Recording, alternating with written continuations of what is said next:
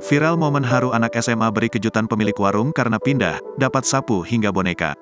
Beredar di media sosial sebuah video yang memperlihatkan momen seorang perempuan pemilik warung diberi kejutan oleh sekumpulan siswa SMA. Momen tersebut dibagikan oleh salah satu siswa yang memberikan kejutan tersebut, @Reynoal di Instagram pada tanggal 16 Januari tahun 2024. Dalam video tersebut, nampak sekumpulan siswa SMA itu berkumpul di depan sebuah toko. Rupanya, toko tersebut merupakan warung yang kerap dijadikan tempat nongkrong di luar jam sekolah. Lalu, mereka pun menghampiri pemilik warung membawa sejumlah hadiah. Ada yang membawa sapu, boneka, gayung, dan berbagai perabot rumah lainnya.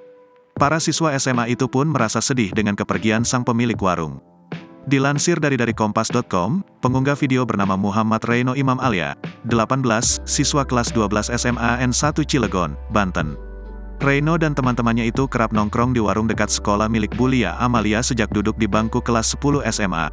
Suatu hari, Reyno mendengar kabar bahwa Bulia sekeluarga akan pindah menetap di kota Bandung. "Saya mempunyai ide untuk memberikan hadiah ke ibu tongkrongan karena ibu tongkrongan ingin pindah ke kota Bandung," kata Reyno, Minggu, tanggal 11 Februari tahun 2024. Ide tersebut muncul sebagai simbol ucapan terima kasih kepada Bulia karena telah menganggap ia dan teman-temannya seperti anak sendiri. Lantas, para siswa SMA itu pun memberikan kado masing-masing satu untuk Bulia pada Kamis, tanggal 11 Januari tahun 2024. Mereka memberi Bulia hadiah berupa peralatan dapur, lampu tidur, sapu, boneka, gayung, apron, kerudung, tumbler, baju, dan sebagainya.